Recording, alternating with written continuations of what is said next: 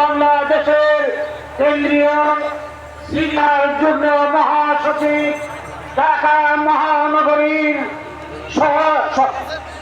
মহানগরীর সভাপতি হযরত মাওলানা জুনায়েদ আল হাবিব। হযরত মাওলানা জুনায়েদ আল হাবিব।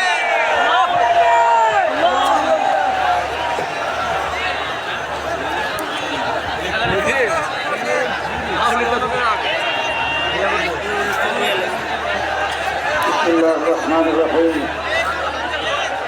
نحمده ونصلي على رسوله الكريم أما بعد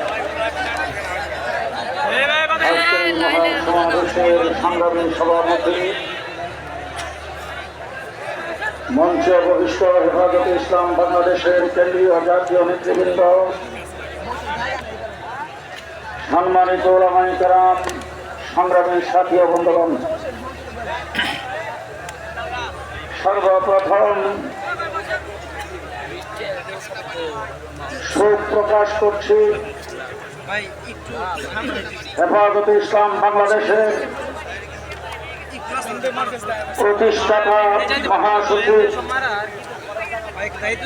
এদেশের আলিম কুল শিরোমণি আল্লামা সুলতান যোগ রহমতুল্লাহ আলাইহি ইন্তেকাল করেছেন। আমরা তার রূহের মাগফিরাত কামনা করছি। আল্লাহ পাক তাকে জান্নাতের আলা মুকাম দান করুন। আজকের এই সমাবেশ আবারও প্রমাণ করেছে হেফাজতে ইসলাম ছিল, আছে এবং থাকবে। শাপলা চত্বরে 1,54,000 গুলি হেফাজত ইসলামের নেতা কর্মীদের উপর বুকের উপর চলে। হেফাজতকে ধ্বংস করা যায় নাই, আস্থা কোনো শক্তি হেফাজতকে ধ্বংস করতে পারবে না। সংগ্রামী সাথী ও বন্ধুগণ, গত 15 বছর দেশের সরকার, আওয়ামী সরকার বাংলাদেশে যে হত্যাকাণ্ড নির্যাতন চালাচ্ছে তাতে প্রমাণ করেছে বর্তমান বিশ্ব সবচাইতে বড় একটি সন্ত্রাসী সংগঠন আওয়ামী লীগ। জেলখানায় ছিলাম প্রায় 2 বছর। জেলখানার ভিতরে দেখেছি সন্ত্রাসের দায়ে অনেক সংগঠনকে ব্যান করা হয়েছে, নিষিদ্ধ করা হয়েছে। তাদের নেতা কর্মীরা জেলে আছেন। যতগুলি সংগঠনকে নিষিদ্ধ করা হয়েছে সবগুলি সংগঠনের নিষিদ্ধ হওয়ার কারণ বা সন্ত্রাসী কার্যক্রম যদি তলাশ করা হয়, আওয়ামী লীগের একদিনের সন্ত্রাসের সবার হবে না। শুধু আগস্টের মঞ্চ থেকে বলে জানাতে চাই, সন্ত্রাসের দ্বারা আওয়ামী লীগকে নিষিদ্ধ করতে হবে। আওয়ামী লীগকে নিষিদ্ধ।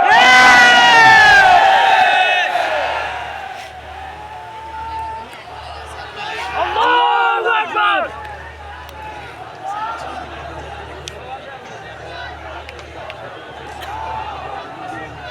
সংগ্রামী সাথী ও বন্ধুগণ, আমরা রক্ত দিয়েছিলাম। সেই রক্তের মাধ্যমে আওয়ামী লীগের প্রথম গন্থনে গিয়েছিল। সুলহে হুদায়বিয়াতে আল্লাহ পাক ঘোষণা করেছিলেন, ইন্না ফাতাহনা লাকা ফাতহাম মুবিনা।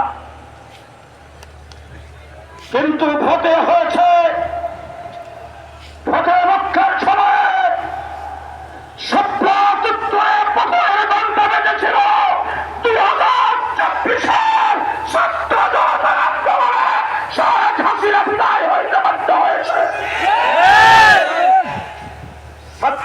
বিপ্লব পাঠিয়েছেন।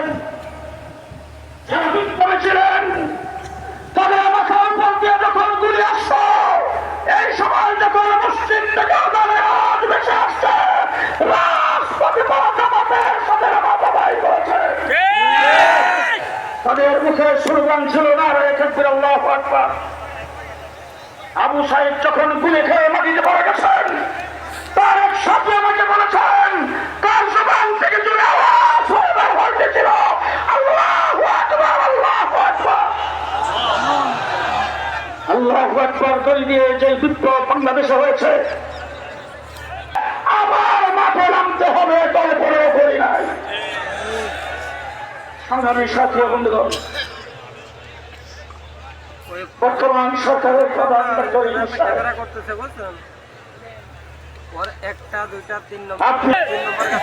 সংগ্রামী দেশে আমরা করেছি, রক্ত আমরা দিয়েছি,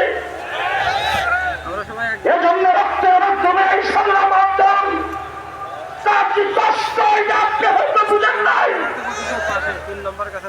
আপনি কমিশন গঠন করেছেন, আমরা প্রথমেই বলেছিলাম কমিশন গঠন করতে আপনাকে খেয়াল করতে হবে দেশটা মুসলমানের দেশ, ইসলাম বিরোধী কাউকে দিয়ে কমিশন গঠন করা যাবে না। আজকে প্রমাণিত হয়েছে যাদেরকে দিয়ে আপনি কমিশন গঠন করেছেন তারা তসলিমা নাসরিনের ডিমের ফুটানো বাচ্চা। তারা বাংলাদেশের ধর্মপ্রাণ মুসলমান নারীদের প্রতিনিধিত্ব করে না, তারা পেশাদের প্রতিনিধিত্ব করে। নারী কমিশনে যাদেরকে রাখা হয়েছে তাদের সম্পর্কে একটি কথা আমি বলতে চাই।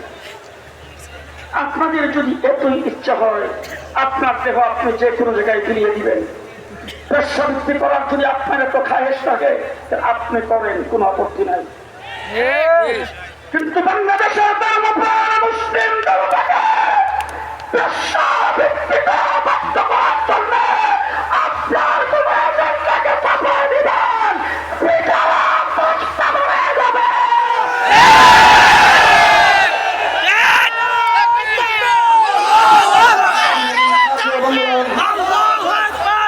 সংগ্রামী সাথী ও বন্ধুগণ, সময় কম, বহুত কিছু বলার ছিল। ডক্টর ইউনূস সাহেব, আপনি যখন সর্বপ্রথম ক্ষমতায় এসেছেন আমরা আপনাকে সহযোগিতা করেছি।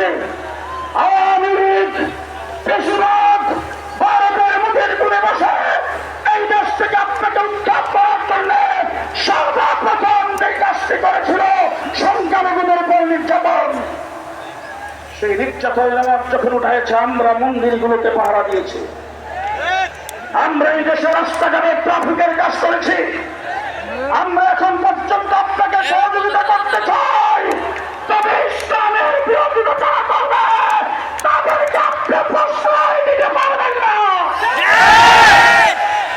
নতুবা আপনাকে জানাই দিতে চাই যে আপনি ইসলাম বিরোধী কোন গ্রুপকে প্রশ্রয় দেন, বাংলাদেশের ইসলামের বিরুদ্ধে কোন আইন কোন সংস্কারকে চাপাই দিতে চান, শেখ হাসিনা পাক করা বাদ খেয়ে যাইতে পারে না।